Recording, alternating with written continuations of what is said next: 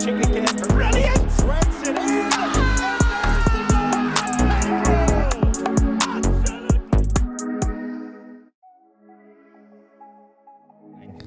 I'm so confused right now. Let's do this. Hello and welcome to another fantastic hour here at the Plastics Podcast. It's me, Jacob. I'm back. I'm back from Michigan, joined once again by producer Madeline Gaylor. What's up? In a goal fest of a weekend, Norwich are snapped into oblivion by Chelsea. Watford decide to win a game against Everton, and Manchester United, the Red Devils, are totally obliterated by a visiting Liverpool. Will Ole keep his job? Does Manchester United have a plan? What's going on with Maguire? And will Liverpool make the title run this year? Madeline, good afternoon. I'm not used to being addressed by my full first name. It seemed appropriate. It's weird. I, Madeline, am doing well. That's good. Yeah. That's good. We went to a bar for this United Liverpool game. We did. More specifically, a Liverpool bar. Yep. And boy, oh boy, was it fun. It was a fun time. It was me, it was you, and it was our roommate. And he actually went undercover because he is a United fan. So he had a little Manchester United t-shirt under a generic long sleeve. He was hiding in plain sight. Yeah, he was deep cover, deep into the weeds. Cover, yeah. Yeah, so I have lost audio. Cool. Okay. Can we actually switch this out for this one? I think this might work better. You just gotta. What? Just three. Okay. Is that? Oh, maybe it's not better. Can you just start twirling it around? Yeah, like roll it. There you go. Maybe. Hello. Is 3 up? 3's not up. That's why I'm not hearing myself. Okay, that's better. Yeah. Yeah, we're here. We're all here, everyone. Wowzers. Jacob, how was your time in Michigan? Jeez. Okay, yeah, let's briefly well, what don't the listeners already know? I mean updated since Wednesday, right? Yeah, since Wednesday. Good. I went on some bike rides with my dad in between the times. I saw Dune. Frank Herbert's sci-fi masterpiece. Dune. The sprawling universe. Dune. Arrakis. Desert planet. They say that in the book and the movie, so you'll get it if you watch the show. I won't spoil anything. It's a good movie. I highly recommend. I watched both the new one with all the up and coming hotties like Timothée Chalamet. Sweet woot. It's kind of like Timothée Chalamet, which is like Timothy Salami. I don't know where I'm going with this. I don't know. Okay, and I also saw the classic one, the 1984 version with David Lynch's directorial image in mind, and both were pretty good. Actually, the old one had a young Patrick Stewart playing Gurney Halleck, which is just a character. Yeah, it was cool to see because we all know and immediately recognize Patrick Stewart from Star Trek or from X-Men. Yes. So, obviously, yeah. He's Professor Xavier. Yes. Oh, okay. You said obviously like you didn't know, so my bad. I was thinking of Patrick Swayze. That is not nearly the same person. Yeah. Okay. Yeah. Yep. There lies my confusion. Okay, cool. But you're on the same page now? Yep. Everyone's on the same page. Same page of the same book. Cool. Yeah, I got in yesterday. Last night. Yeah, so I didn't watch any Saturday games. I didn't watch any Saturday games. I didn't watch a single one. I did. So we watched most of the what did we watch today? What was the game before? The Tottenham West Ham. Yep.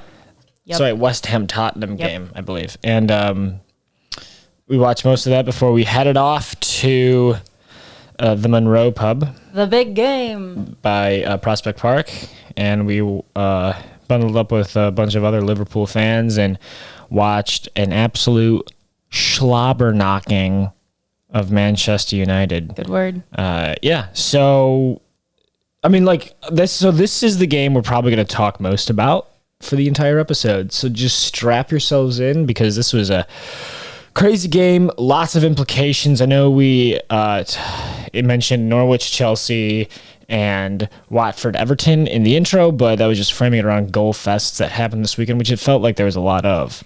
There was an obscene amount of scoring this weekend. Yeah, a lot of goals. With, Chelsea had 7 themselves, putting themselves with like a 22-point difference. Yeah, it's pretty crazy. Which is crazy. Yeah. Watford, we weren't really expecting to have that many goals. No, nobody was. Joshua King yep. got a hat trick against his old team. Good for him, by the way. Yeah, it was. I watched Crystal Palace Newcastle, and it was kind of a boring game. And I was watching all the other games with envy and disdain. But alas, are we okay? I think that probably made it over to this mic. So are we good? Is everyone good? Is everyone okay? I think we're good. My allergies are killing me this week. Okay, cool. I've got all these cool links up that we're going to talk about. So we're going to really break this down. So Liverpool came to Old Trafford. They were in Manchester, across the way. The scoreline was 5 Liverpool, 0 Manchester United. It's 0 for those who use real words.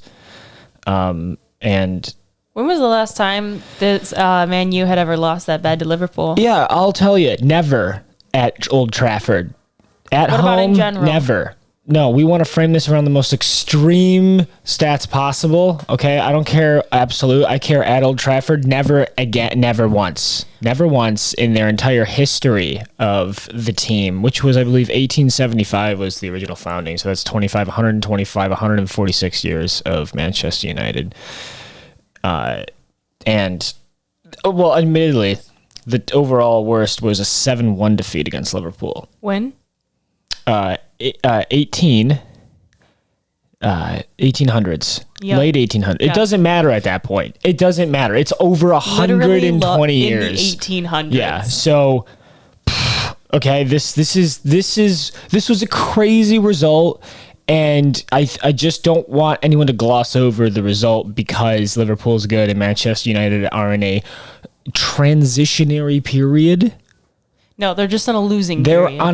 they're on a losing period. I believe our roommate Zach, he put it best when he said Manchester United. And I'm stealing this, so this is giving credit to Zach. He won't listen. He won't listen. They are like a overused kitchen sponge. Okay, so like got a lot of water. It's really grimy, and as you use it, all of the pieces crumble off as you're scrubbing the kitchen disgusting. counter.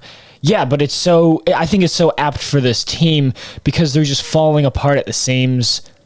I mean, okay, I feel like somewhere in there they would have to be a new kitchen sponge. They have the new kitchen sponge is like Manchester City, like Liverpool is the new kitchen sponge because they're cool. okay, but Liverpool, Man United. they're Liverpool. Oh, They're Liverpool. I'm gonna say it again. I thought we were being serious today. Sorry. Yeah. Isn't Man United's budget, or like, don't they have like the most, like they pay their players the most, they spend the most money on the players. Manchester United have the second most expensive team in the Premier League at around like £625 million. Who's the first? The first is Manchester City. Soon to be taken over by Newcastle. Give it some time. So Manchester City, Manchester United, then Chelsea, I believe, in like that order of the most expensive squads. And I don't know who's next. I think Liverpool. I don't know who's next. So without further ado, I'm just going to get into the events of the game. Okay. So it starts off with this with the press. Okay, so Manchester United have this full field press going. They're trying to win the ball back. Ole is saying, "Hey, let's shut Liverpool down. Let's keep them busy and occupied so they can't do anything," which is like reasonable. That's teams do that against Liverpool, like to shut them down, especially like when you go to Champions League games or against Manchester City or other teams that have like stamina or like the defensive skill set to do so. And the issue here, the thing about the press is, Maddie, and I'm going to organize my thoughts now. The thing about the press is that it takes a coordinated effort from the entire team. Okay, you can perform a full field press, but if you do that, you have to really mean it. You have to do it correctly. Otherwise, bad times are happening. It's not good. It's and that's bad times happened. Bad times United. Yeah, bad time. And Naby Keita scored in the 5th minute because of that. So, if you watch the first goal,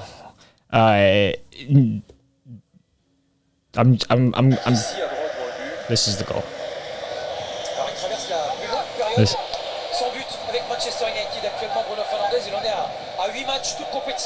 I mean, we're watching the game, right? So I'm looking at Bruno Fernandes and Aaron Wan-Bissaka closing down Andrew Robertson. Okay, we've got two guys trying to close it on the ball and immediately take it from them, which is like the pressure on the defensive line to like make them move and like make an error, right? And Robertson is able to pass right through Bissaka to Diogo Jota, who's wide open, who theoretically has Victor Lindelof, their right-sided center back, further to the right, almost in a right back position, because Aaron Wan-Bissaka is pushed up. So now you've got Jota, and you with like probably 7 feet of clearance ahead of Lindelof. Lindelof cannot close him down in time before he gets off a pass. That's just the way the league goes. You need to be quick. You need to be there. The entire team needs to be anticipating these maneuvers. This takes a lot of coordination, and this takes a lot of practice. You see, I think one of the most effective teams that do this are Bayern Munich and Liverpool. The minute teams get the ball back for the first like 6 to 10 seconds, especially Bayern Munich under Hansi Flick, they would press down and try and immediately strip the ball from the other team. And if it didn't work, then they would settle back and try and just soak up the pressure. So what happens? So they pass it. Diogo Jota passes immediately to who is that?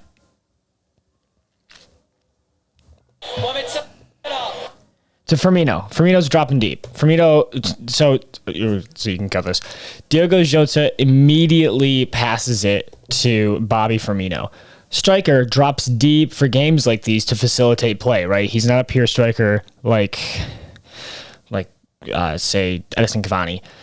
He drops deep. He will receive balls like this from Jota. So, like for instance, to visualize this, if you haven't seen it, he's like just beyond the halfway line. And then you see in the corner of your eye, Salah making a run. Now, mind you, there are 3 players nowhere near Firmino, and he's in his own little zone. He's got his own house. He's got a big yard. He's got a whole shebang. He has got a family of 5, 3 dogs, and 2 of his kids are on the varsity team. Okay, he's got a whole life. What about the other kids? They're fine. Oh, okay. They're just too young. They're newborns. Wow. It's like like he's got a whole thing. Okay. That's how much time he has on the ball. Okay, and so McTominay desperately tries to get up to get it. Like, it's not anticipatory, it's reactionary. Okay, the Manchester United players are trying to cover these other Liverpool players. And so what does Firmino do? Oh, there's Salah making a run. Harry Maguire, the left-sided center. We're going to get to Harry. Harry, you're not done, okay? We're going to get to you later. No. Harry's done. Harry's done. Harry's in a bit of a hairy situation. Yeah. Okay? He's not the chosen one. No. Little Harry Potter joke for you. Nice. Okay. Sorry. I'm coughing a lot. I was yelling a lot at the Liverpool bar, and because of that, my voice is a little raggedy. So Harry Maguire tries to close the pass down, right? So as the left-sided center back, Lindelof's already pushed all the way right because he's coming for Aaron Wan-Bissaka. Because of that, Harry Maguire pushes even more right as the left-sided center back to like an even more central position on the other side of the field. And then as he's trying to close down the passing lane, this frees up Salah to just make this diagonal run. Wide open. I mean, like, nobody's near him, right? You think the spacing between these guys should be way smaller, like way more compact, so these kinds of runs don't matter because you can't get that angle to pass in. Doesn't matter. Firmino makes this wonderful pass this just pass straight to Salah, who has to stop, take a second, and gauge his surroundings. Now, the next guy on this defensive line is the left back, way over Luke Shaw, who has now been split. He is in the middle of two Liverpool players. Okay? He's looking at Salah because he's the last man back, and Salah is like 6 feet away from him, and he can't catch up to Salah. So what is he doing? He's emptying the tank. He's trying to catch him. And because of that, Salah is able to see all the way behind Shaw Naby Keita. He's got his runway, and he's just strolling down. You know, it's on the boardwalk. It's Sunday morning. We're having a nice stroll, enjoying the beach, maybe having an ice cream cone. I don't know. Okay. Anyway, Mohamed Salah sees that, and he's like, I got you, boy.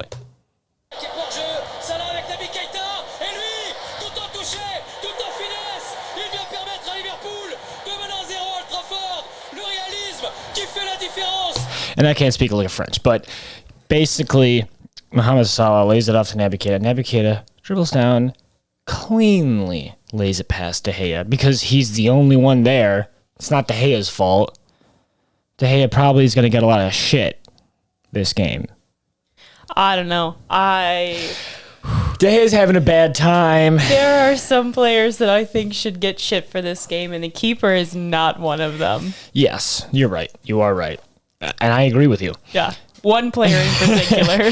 And one piece of shit defender in particular. And we can I mean, he's good. It's complicated, right? It's complicated.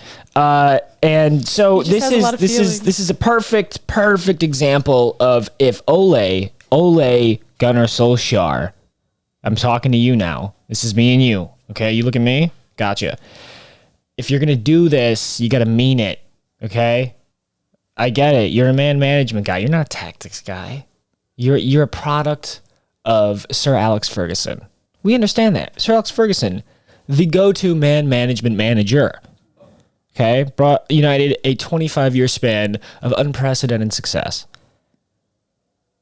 But when you have this younger core of managers who can now tactics every which way they want, i.e. Thomas Tuchel, you got to keep up, okay? So if you're going to do this press, you got to realize that Liverpool can outrun you and they can outpass you if you don't fully commit to this. And so they score within the first 5 minutes, obviously, because this is what everyone's saying, vibes FC. Okay, that's the meme. It's a bad joke, but everyone's saying it for a reason. I'm not going to repeat it because I don't like to use recycled material, but let's move on to the second goal. That was just the first goal. We've got 4 more to cover here. I would like to break each of these down because, once again, this is the worst home defeat Manchester United has ever suffered at the hands of Liverpool. Okay? What about worst home defeat ever? Have they ever lost this badly against anybody? Well, because they've never scored. They never scored this game. Okay? If they had lost 7-1, like that was a previous result they have had suffered, this wouldn't be as bad. But Liverpool could have scored way more than 5. Right? And we'll get to that because that's like way later in the game. Okay. Am I talking too much? No. Okay. Do you want to talk more? I feel like I'm steamrolling you because like I had to get all of that out before I forgot about it. I think you have a lot more feelings today than I do. I watched a lot of the weekend games, and most of them were just either blowouts or just really drop dead boring. Like the Chelsea game, I fell asleep minute 70. But it was 7:30 a.m. It was very early. We make these kinds of sacrifices For you. the listener, the viewer. But it was also like 6-0, and Chelsea just had this like intense press going the entire game, and Norwich was like, oh my God, I don't know how to get out of here. And who's the guy, the American on Norwich? Oh, Josh Sargent. He had a couple good passes, but like he just couldn't do it all on his own. He's not picking up well, is he? It's tough. Yeah. He's not doing hot. Yeah. Well, I think his team is struggling, obviously. But I watched that game. I watched Crystal Palace Newcastle, and the most exciting part of the match was like them going to Newcastle's owners and watching what they were doing in the stands. What were they doing? Were they just like text? Like were they just sharing? Like So like hey, it's look at this. it's the same. We have so much money, dude. It doesn't matter. It's the same. Like it's one guy, one girl, one guy, and the girl is on her phone the entire game, and the two guys are like talking over her. Okay. Yeah. Do you know who That's this it. was? Who these people were? Like, do you have names? No. Okay, I what- think they're just like Was it like the 10% holders, not PIF? Ant and Deck. The brothers. Yeah, and one of their wives, Okay. I think, or a sister or whatever. I don't know, some woman. All right. They were there, and they kept like looking at like panning to them, Of course. and she was on her phone the entire time. Well, I mean, I'm assuming they're not quite invested yet. They have to, because like they have no attachment to this team really, which sucks. Like it would be cool if it was this random billionaire from Newcastle that wasn't Mike Ashley, and yeah, what can you do? All right, second Liverpool goal. Yeah, so 5 minute K to go. 8 blissful minutes pass for United. And by blissful, I mean it's one-way traffic. Okay? I am not exaggerating when I say United had no ideas on the field. They had moments, which is not the same thing. They had instances of creative ability because they are fielding 11 amazing players. Sorry, 10 amazing players and Fred. Poor Fred. or Maguire. It doesn't matter. And so 13th minute, the second goal occurs. Change the formation to 4-2-4, and he might have to do so again. I mean, it's just a mess up between Shaw and Harry Maguire. There's no communication whatsoever, and his arm might be offside, but that doesn't come into it. Jota just holds his run enough, but that should have been more decisive from a United point of view in terms of how they defended it. They didn't, and they've been punished again. They didn't, and they've been punished again. Okay, so what break. Okay, so what happened here? Cross is whipped in from the left side, okay? And it's not a good cross. It just kind of falls to Maguire and Shaw.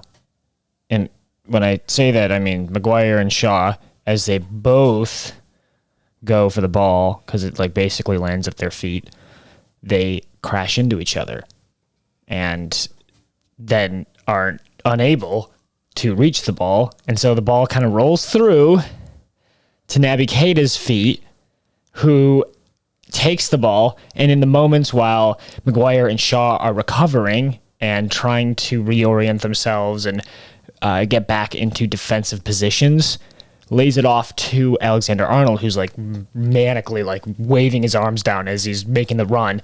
And then Arnold whips it across straight to Jota, who holds his run to the point where he can just score. I mean, it's like a 1, 2, 3 thing. Like it happens instantaneously the minute Keita gets his feet on the ball.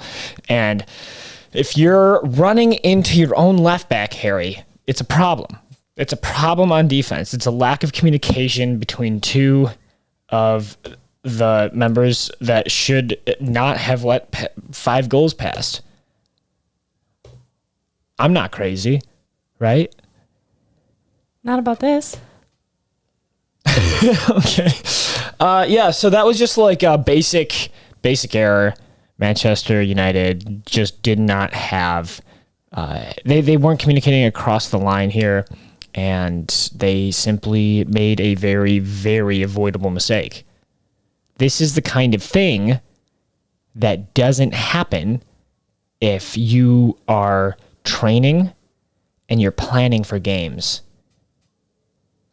So a lot of Ole's criticism is no real direction when trying to plan for facing a team or trying to play a certain way, a identity behind Ole's philosophy or an identity behind Manchester United as a team.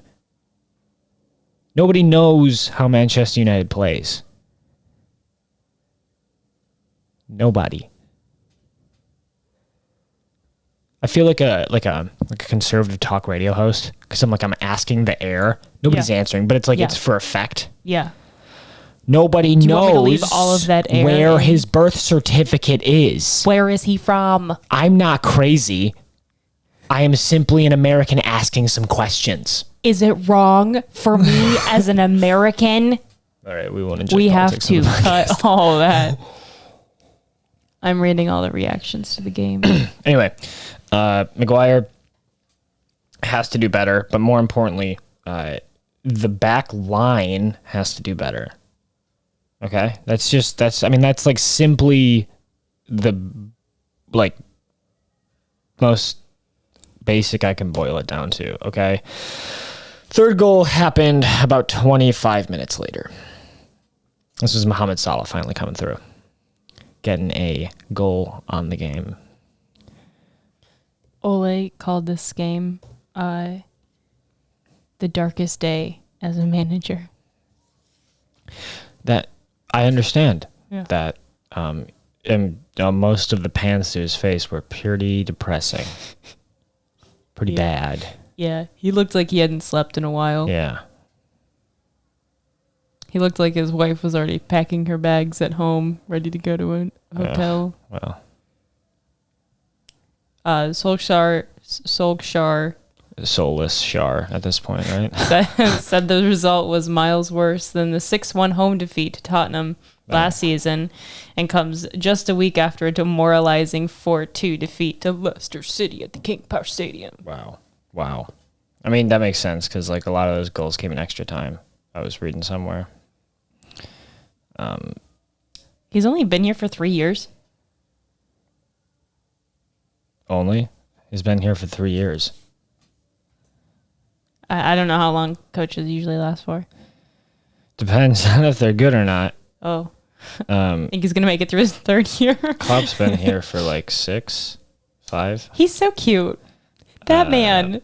Literally, your fans love him. Oh, yeah. Well, of course. so He brought wholesome. Liverpool a title for the first time in 30 years. Well, there's that. But like when he celebrates, he's very emphatic. He goes quiet. He's like, yeah. Oh, you should see him. He gets He's so crazy cute. sometimes. Like there was this one time where Liverpool scored a late winner against Everton, like 92nd minute, like the end of the game.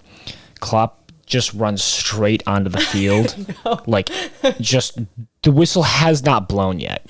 The game is not over. Stop. And he runs straight to the field and tackles Allison, the goalkeeper. And they both like jump up and down together while they're hugging. He's get a card. I don't actually know. I don't think so. Okay. I actually don't think so. I think that was like the end of the game. Like the ref blew the whistle when that happened. But like Klopp didn't know. Like, he was already like running. it didn't matter. He was running, you know. So yeah, he wears his heart on his sleeve a lot, which is I think pretty endearing to a lot of fans. Yeah. So it's nice. So this third goal, 37th minute, there was a bit of rinky dinking around in the midfield,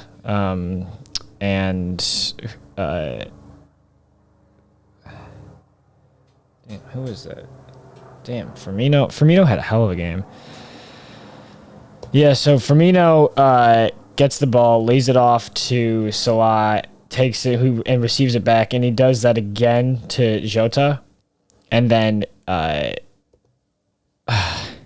Jota. I mean, like this is kind of hard to picture in your head. So basically, Salah takes the ball and shoots it, right? It bounces off Maguire. So the thing is here's okay. So if you look here, I'm looking right here. You can see.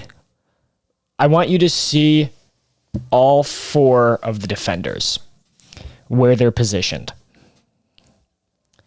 Can you describe to the audience for me where they're positioned? Since this is a purely audio format, we have 4 defenders all facing the guy with the ball. Yes, they're facing Salah. Yep. Leaving. But how close are they together?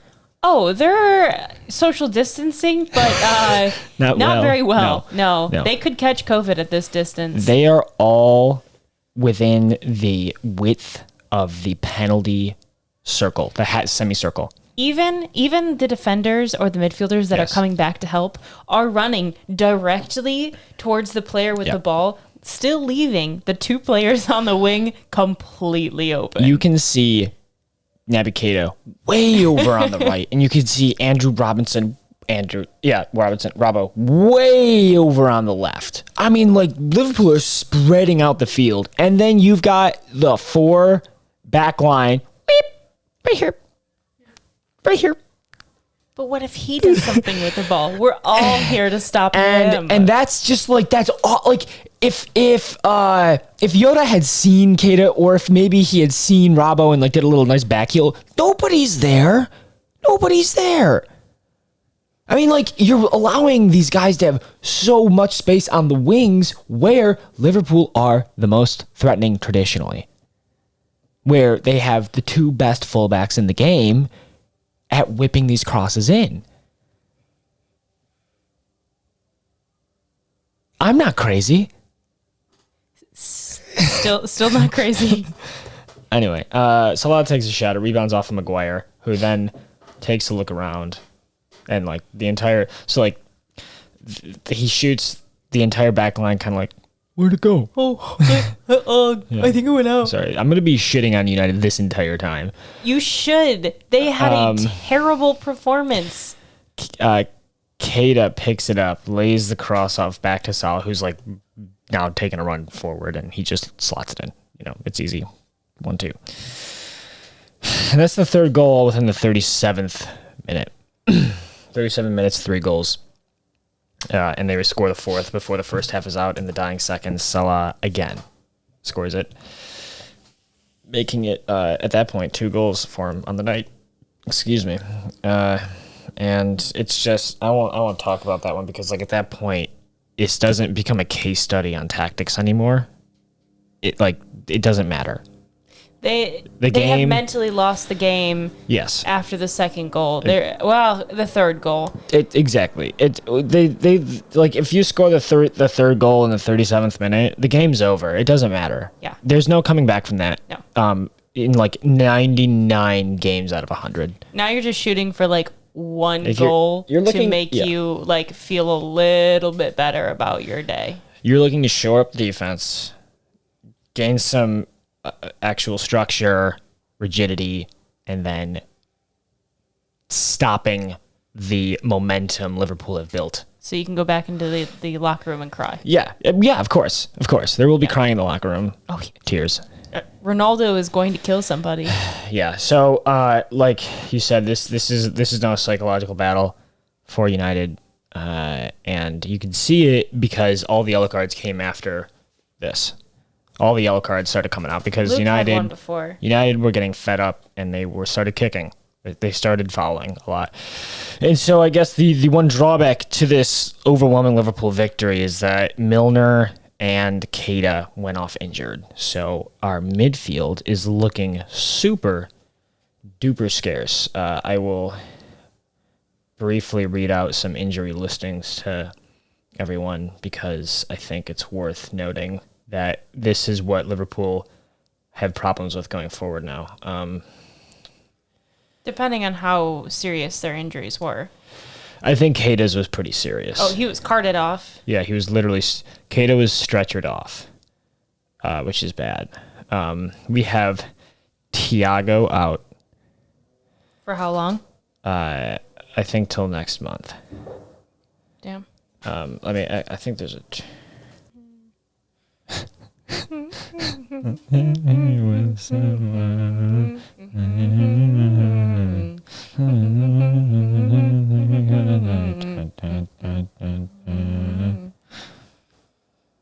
Okay, more info. Suspensions and injuries.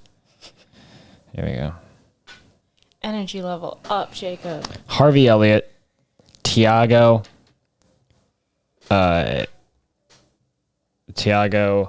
shoot, I've already forgotten his name. Milner and Keita are injured, so they will not be featuring probably in the next couple games.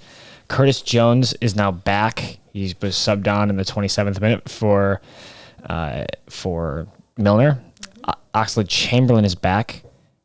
I mean, he's been here, but we'll see if he gets better. He was subbed on for Keita, and hopefully Fabinho will be okay. He was not on the bench. He was not on the field. So that's really the core midfield that we have left at this point. I guess you could play. You also have Henderson, who stayed healthy, but he played the entire game, so he probably will get a rest, and that's what it is. So that's going to be a tough next game. I don't think Liverpool have an easy next game.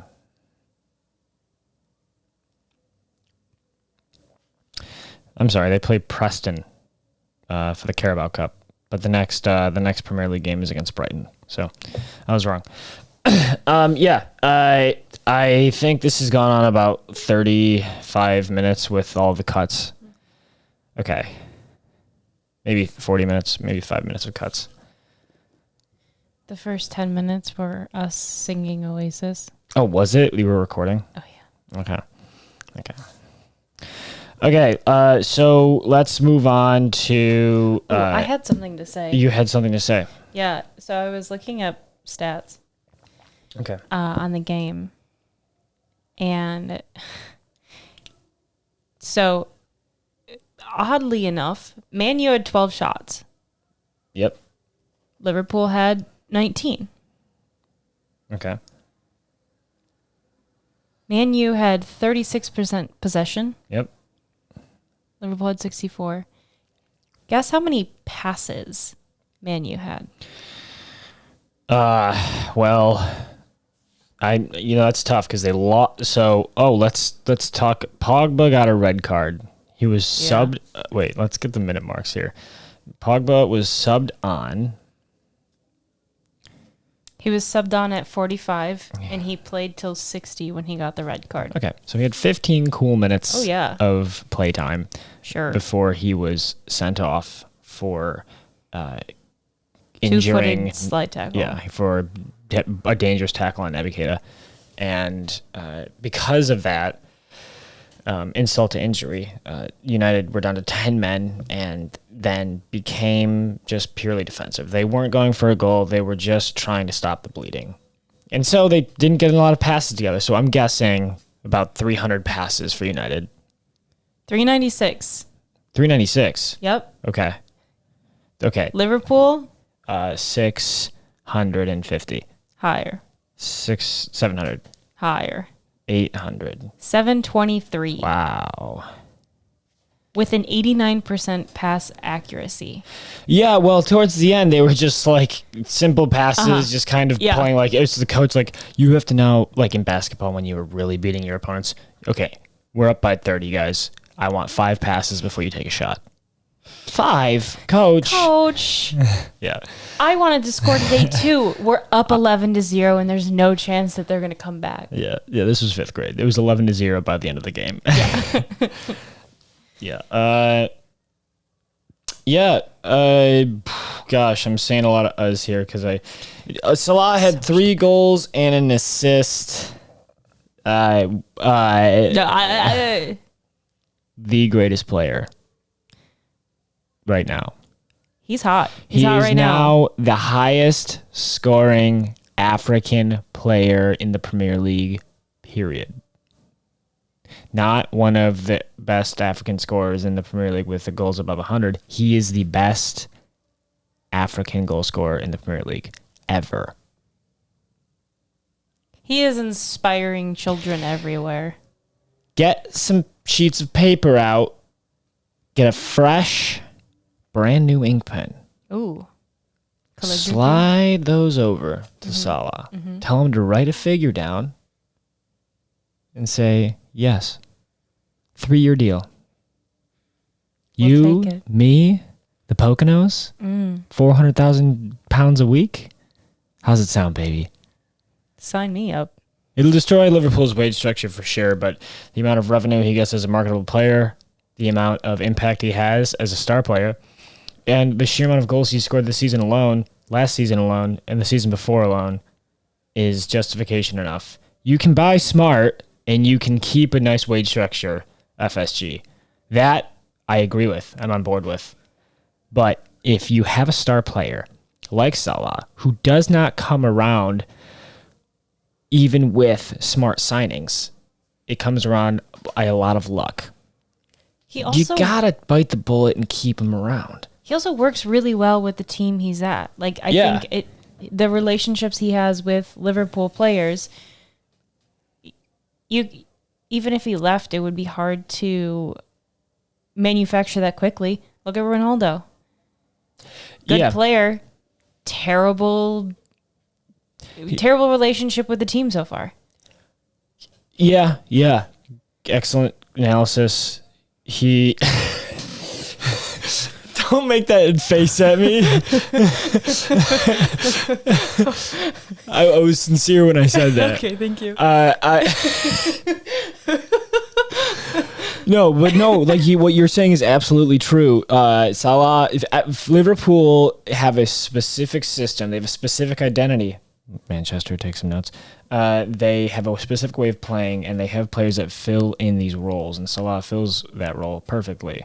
And so if you take him out and put someone else in that you've scouted, sure, that could work, but there's no way to know it will work, and there's no way it will work as well as Salah has already worked, even though he's on the wrong side of 30 at this point. Now, flip side, you can buy a player like Ronaldo, buy a legacy player, buy one of the best goal scorers in the history of the sport, and slot him into your team.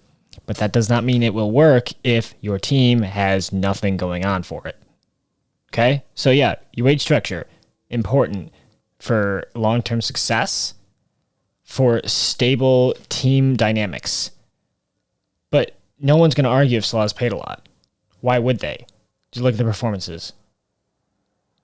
And sure, it'll hamper you a bit for now, but you'll keep him around. And at some point, it becomes a factor of legacy. I hope he retires here. It's a small chance because, players like to get the bag and go to China or get some cash in the MLS past their prime. Look at Steven Gerrard. But I think it's important to sign him again. That's just me.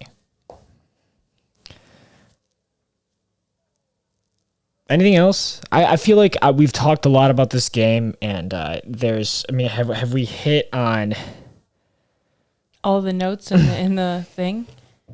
We didn't take much notes because we were at the bar. I took video. You took video? I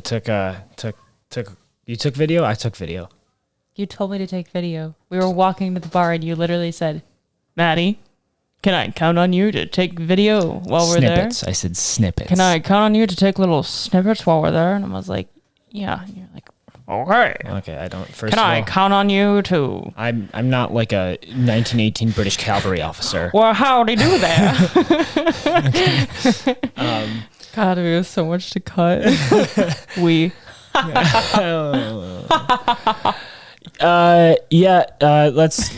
fuck. Okay, let's do two more things. Okay. Okay, this is gonna be total conjecture and questions that I'm posing to you, Maddie. Okay, let's go. I love questions. Harry Maguire, we've talked about him. We said he's a big stinky boy. And we're back. That's staying in.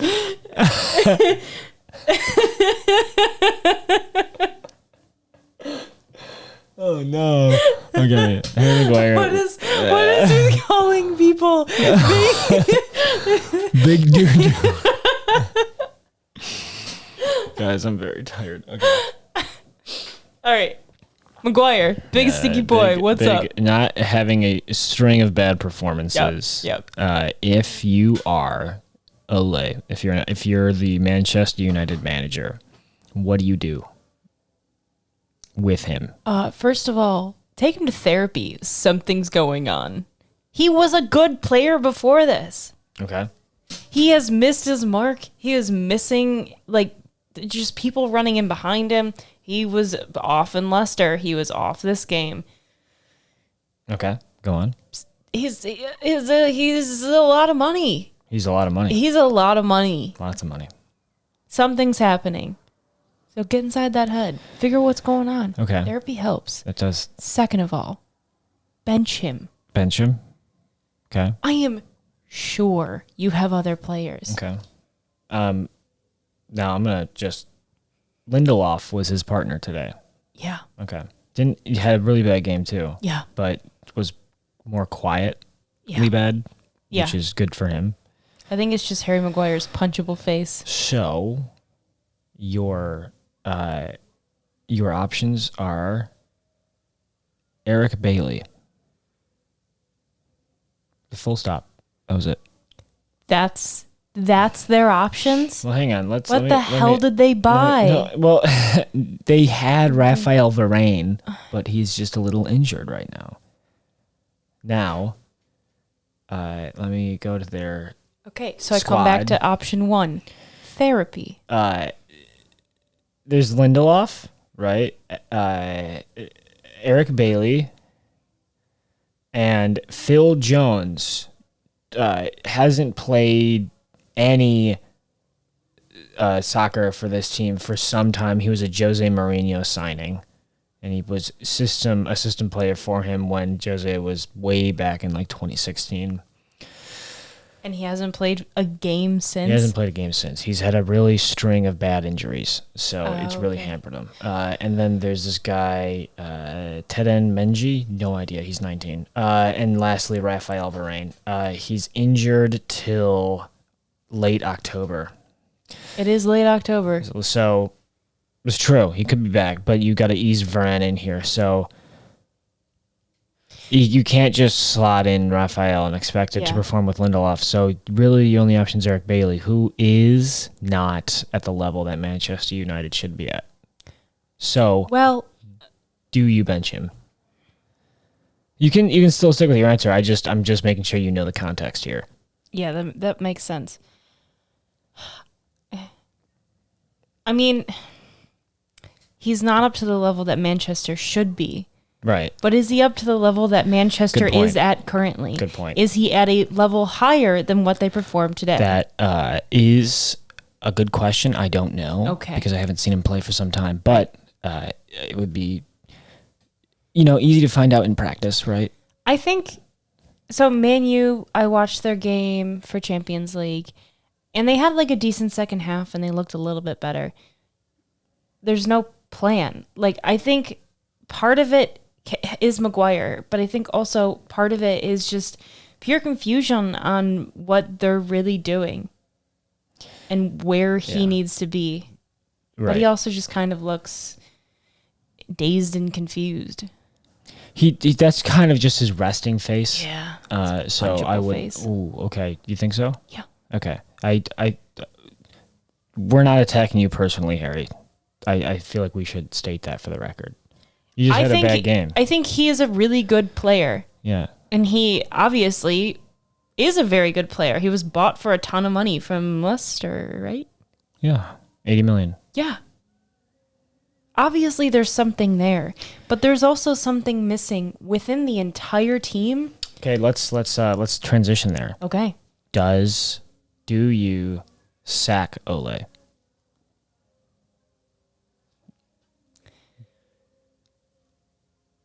So here's the thing. If they sack Ole, Yeah.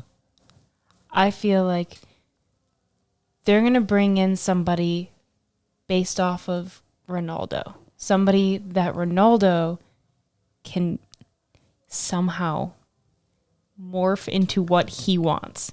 Okay, someone that will cater to Ronaldo's play style, player needs. What he thinks will work. So now Ronaldo will be coaching from on field. Oh, you think it's going to be more of a LeBron James player coach situation? Yes. Oh, interesting. I don't think that will happen. Okay. Anyways, I think if they get rid of Ole, Yeah. there's going to be an adjustment period again. If they don't get rid of him, I don't see it getting better. I actually quite literally see it getting worse. I would agree. I think you're right. He's had 3 years. Yeah, and the players don't look like they're functioning. Well, that certainly I was feel like the case today. Yeah, I don't think they brought in so many big personalities and so many egos to play this new style without really considering how it would affect their actual play. Right. That you've hit the nail on the head. That they are not buying strategically. Yeah. Or they didn't with Ronaldo. They in went this for case. flashy buys instead of... Rafael Varane was a strategic buy, to be clear. Unfortunately, Jadon Sancho, he's injured. not so much. Unfortunately, on the bench. Didn't play. See anything. Didn't see a minute. You're right. Yeah, no, I agree. You make good points. I think Ole should be sacked by the end of the week. That's what I was. Huge. Yeah. But I have been fairly vocal about me not liking him as a Manchester United manager. So who's to say what the Glazers decide? Yeah. They have publicly backed him till the end of his contract till 2024. And even if they have this disastrous string of results, the Glazers are not a set of owners that are aggressive in the way they try to make Manchester United compete. They don't really care. Oh, okay. They want to profit. They recently have just taken out another big chunk of money from Manchester United, like 160 million or something, and as a profit, right? And so as long as United keep turning over a profit, that's fine. Part of why they bought Ronaldo, I think, is the marketability of it. Yeah. So if they had lost to Liverpool like 3-1 or 2-1, there's no way he would have been sacked. The fans were leaving by the busloads at halftime. Crazy. 45 minutes into the game. When we say absolute scenes, we mean absolute scenes at Old Trafford. Yeah. Absolute scenes here. There is no way that is going to boost any kind of sales. Right. And that is a travesty of a match. I'm not going to batter United anymore. We've done it for an entire episode and repeatedly for the past like 3 or 4 podcasts. Do you think Sancho was sitting on the bench just going, fuck? I transferred into this shit? Maybe. I could be playing right now. Yeah, I mean, and liking it. He was having a really good time in Dortmund. Yeah. But they had a really fun team. There's always that allure of English football because it is the go-to, the mecca for the league. Maybe not the team, but the league for sure. Yeah. United play Tottenham next Saturday. And then the following Tuesday, they play Atalanta. And then the following Saturday, they play Manchester City. Manchester United won their previous fixture against Atalanta. This will be away, however, in Italy. They will be away in Tottenham, and they will be home against Manchester City. So if United can string together some points from these next 3 matches, I think it'll be some sort of silver lining for Ole if he's not sacked. But like we've said many times, we shall see. I think that's all the stuff I had for today. I really only felt like talking about this because it was such an absolute travesty of a result for Manchester United that it really threw all the other topics out the window, including El Clasico, which was pretty tepid as results go. Yeah. For this weekend, at least. Yeah. There was less than 5 points between the two teams, so, was it really even a game? That was a joke. It was a joke. It was because of the goal fest this weekend. Yes, because so many people scored. Roll the laugh track. Is that crickets? Yeah. Sounds like a creaky wagon wheel. You say that every time. Gotcha. Well, I repeat myself often. Maddie, do you have anything else to add?